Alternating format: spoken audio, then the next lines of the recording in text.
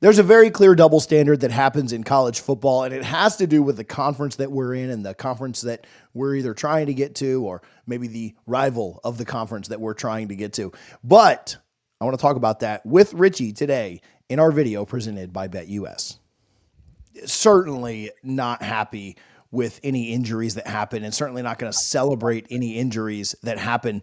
But I did find it somewhat funny, somewhat strange that we had an injury to a prominent quarterback last night, in Carson Beck, who I have a couple of takeaways from this. Immediately when this happened, Matt Baker of Now The Athletic, he was with the Tampa Bay Times, and Andy Staples of On3 immediately put out articles of why the Jordan Travis thing is different than the Carson Beck thing. And listen, I can preface this entire segment by saying, yes, I understand that UGA won their conference championship and that gets them an auto bid.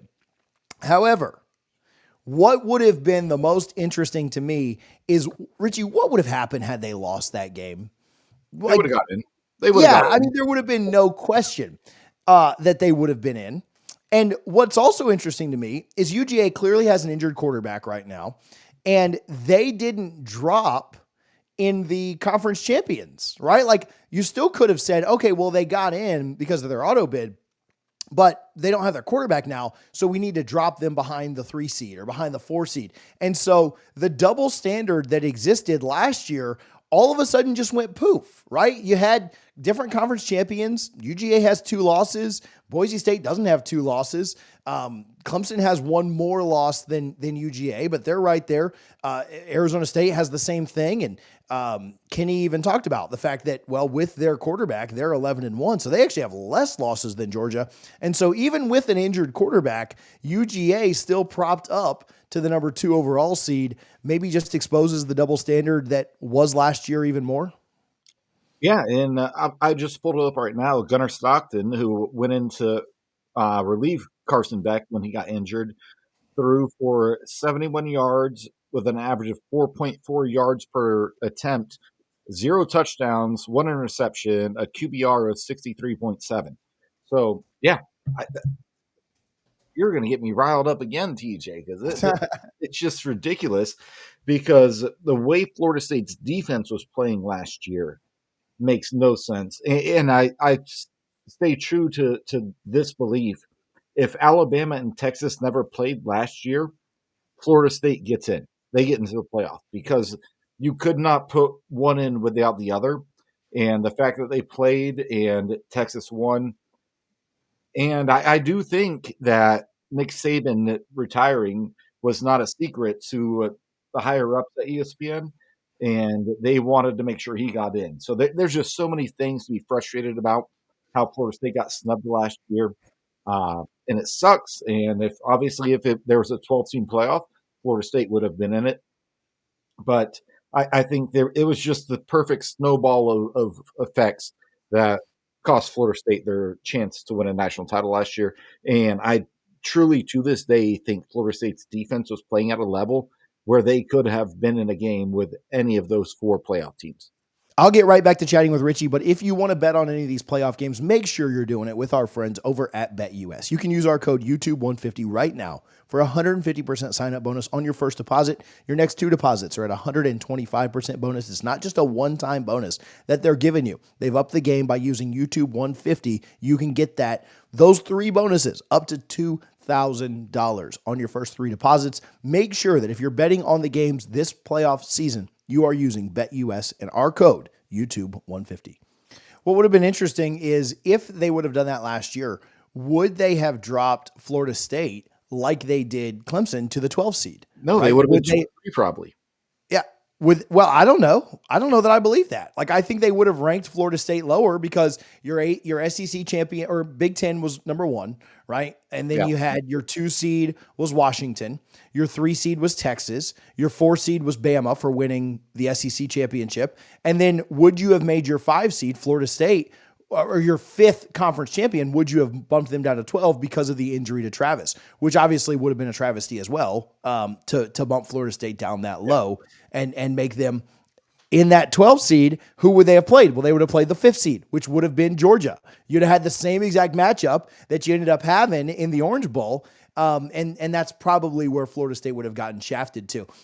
I also thought that it was interesting that people are saying, oh, well, Florida State looked terrible after Jordan went down.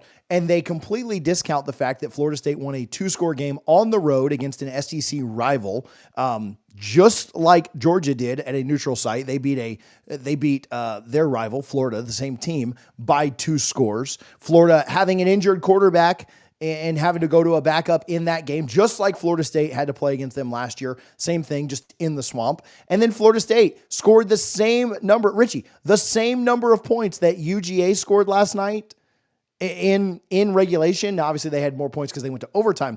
They scored 16 points, just like Florida State did in their conference championship game with crazy, crazy defense. Florida State was able to win 16-6, whereas Texas and Georgia went 16-16 in the SEC championship in a game that was probably the most underwhelming. It was an exciting game because it went to overtime. Probably the most underwhelming, nothing special game that we saw from the conference championship weekend when you look at the Big Four conferences. Florida State and Georgia scored the same amount of points. Their backups do essentially the same thing. I think Brock had 55 yards. Gunner had 71. Brock didn't throw an interception. Gunner did.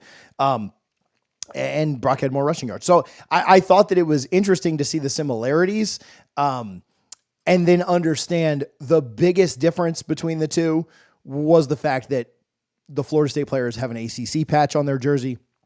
The Georgia players have an SEC patch on their jersey, and that is the determining factor. I also think what's interesting is I saw some people commenting on this, Richie. There was no way that Kirby was going to come out and say anything about, they could know. Now, I don't know what Beck's prognosis is because Kirby hasn't said anything, but they could have known that Beck was done for the year last night. And I know he came in for the last play and got the handoff. And it encourages, I think this situation, this scenario that they've painted themselves into, ESPN and the playoff committee, it encourages coaches to just down and out to falsify what the truth is, to not be honest, not be upfront. Why would you ever do anything? Yeah, why would you ever do anything but list your quarterback as questionable? You're never going to see a team be honest about this again. Now, when a guy's leg is broken in half on TV, it's a little tough to sugarcoat that or lie about that, but you'll never see a coach or a staff be honest about this again. And we will get scenarios, we will get situations down the road where quarterbacks or big time players, we're all going to know that they were hurt, but the coaches and the staffs and the programs are not going to be honest about it because why would you?